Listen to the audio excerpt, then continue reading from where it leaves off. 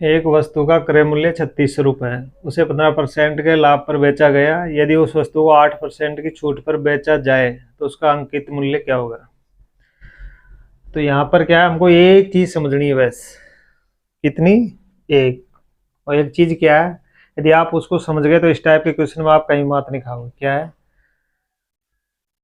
कि सबसे पहले हमको ये जानना चाहिए कि किसी वस्तु के क्रय मूल्य पे यदि हम लॉस या प्रॉफिट लेने के बाद में जो प्राप्त करते हैं, ठीक है, तो हमको क्या प्राप्त होता है? विक्रय मूल्य। क्या प्राप्त होता है? विक्रय मूल्य। ये सीपी है किसी वस्तु का, ठीक है। इस पे हमने प्रतिशत में लॉस या प्रॉफिट प्राप्त किया, ठीक है। तो हम क्या करेंगे, ये 100 प्लस, ठीक है, ये पी प्रतिशत क्या है? लाभ, ठीक है, बटे 100। ये क्या होगा? हमारा एसपी होगा इस लैंग्वेज में। यानी जैसे कोई सीपी है, उस पर 10% का लाभ हो रहा है, तो 100 प्लस 10 यानी 110/100। ये क्या हो जाएगा? उसका एसपी हो जाएगा। यानी सीपी पे, क्रय मूल्य पे जो हम लाभ या हानि पे कोई वस्तु बेचते हैं तो बाद में हम क्या प्राप्त होता है? विक्रय मूल्य होता है ना। जैसे 100 रुपए की वस्तु है, 10 रुपए का लाभ लिया तो विक्रय मूल्य कितना हो गया? 110। यानी सेलिंग प्राइस क्या हो गया? 110। यानी कहने मतलब ये है कि क्रय मूल्य के बाद में लॉस या प्रॉफिट लेने के बाद में जो वैल्यू हमको प्राप्त होती है, ठीक है, वो क्या होता है? उसका विक्रय मूल्य होता है, ठीक है।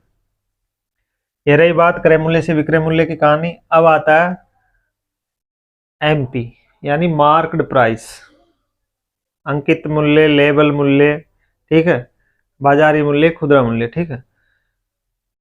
तो यहां जैसे क्रय मूल्य पे लॉस या प्रॉफिट लेने के बाद में हमको एसपी प्राप्त हुआ था, ऐसे ही जो एमपी होता है, मार्क्ड प्राइस होता है, उस पे डिस्काउंट देने के बाद में, D% डिस्काउंट देने के बाद में, ये D% डिस्काउंट देने के बाद में जो प्राप्त होगा वो भी क्या होगा? एसपी होगा। तो कहने का मतलब ये है कि किसी वस्तु पर लॉस या प्रॉफिट लेने के बाद में जो प्राप्त क्या होता है उसको क्या बोलते हैं हम? एसपी, यानी सेलिंग प्राइस। यानी कोई वस्तु कितने की थी, उस पर इतना लॉस प्रॉफिट लेने के बाद में इतने की बिकी, वो क्या हो गया? एसपी। ऐसे ही जो जिसका वो एमपी होता है, मार्केट प्राइस होता है, उस पर डिस्काउंट देने के बाद भी हमको क्या प्राप्त होता है? एसपी। तो यहाँ में एसपी बराबर एसपी रख सकते हैं, ये भी एसपी के बराबर है, ये भी एसपी के बराबर है। तो अब मैं इसको हटा के यहाँ कर देता हूँ, क्या? एसपी की जगह एमपी इंटू 100 माइनस डी बटे 100, ठीक है। ये यदि यहाँ प्रॉफिट हो रहा है तो प्लस, और माइनस हो रहा है तो माइनस एल, ठीक है। दोनों में से कुछ भी हो सकता है। लॉस लेने के बाद भी सेलिंग प्राइस प्राप्त होगा, प्रॉफिट लेने के बाद भी सेलिंग प्राइस प्राप्त होगा। तो ये हो गए सीपी पर लॉस या प्रॉफिट लिया, और एमपी पर D% डिस्काउंट दिया, तो दोनों ही कंडीशन में क्या प्राप्त हुआ हमको? SP, selling price. तो इसको हम बराबर रख सकते हैं। अब इसी से हम सीपी से एमपी का रेशियो निकाल लेंगे, ठीक है। एमपी को इधर लिया है बराबर, ये पहले से था उधर ही, 100 माइनस डी, ठीक है, 100 से 100 कट जाएगा, यहीं काट लो आप, और ये उधर जाकर हो जाएगा नीचे, यानी 100 प्लस पी। यदि प्रॉफिट है तो प्लस लगा दो, और माइनस है तो एल लगा दो, ठीक है। लेकिन यहाँ प्रॉफिट है तो प्लस पी, ठीक है। ये हो जाएगा हमारा सीपी से एमपी का रेशियो। तो सीपी कितना है? 3600, ठीक है। एमपी पूछ रहा है, डिस्काउंट कितना? 8% का, 100 में 60 गया तो 92, ठीक है। प्रॉफिट कितने का हो रहा है?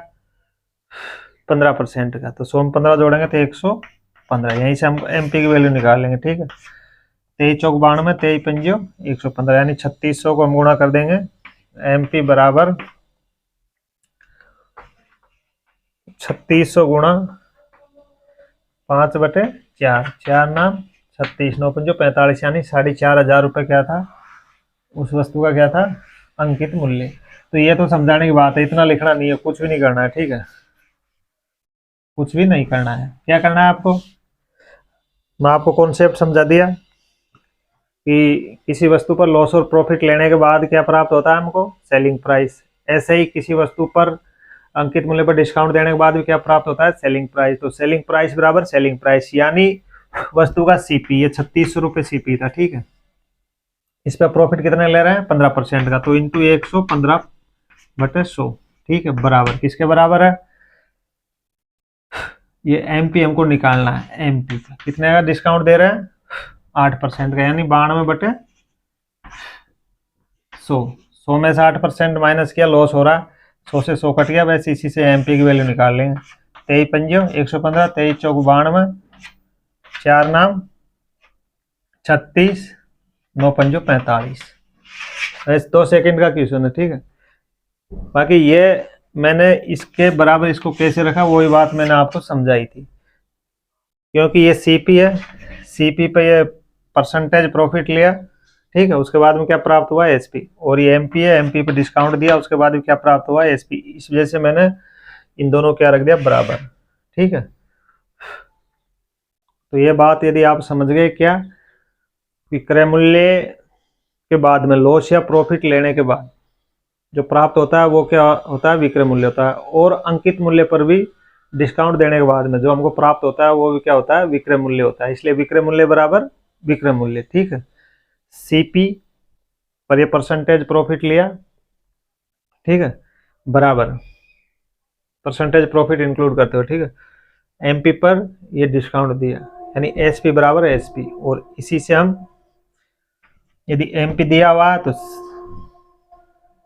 सीपी पूछ रहा है तो सीपी निकाल लेंगे, सीपी दिया हुआ है और एमपी पूछ रहा है तो एमपी निकाल लेंगे, कोई सा हम निकाल लेंगे। कहने का मतलब ये है कि क्रय मूल्य पर लॉस या प्रॉफिट लेने के बाद में जो चीज प्राप्त होती है वो विक्रय मूल्य होता है, और अंकित मूल्य पर डिस्काउंट देने के बाद भी जो प्राप्त होता है वो क्या होता है, विक्रय मूल्य होता है। यही इस क्वेश्चन का मेन कॉन्सेप्ट है। यदि आप इस बात को समझ गए तो आपको कोई भी रामायण लिखने की जरूरत नहीं है, ठीक है, ना कोई फार्मूला रखने की जरूरत है, ठीक है।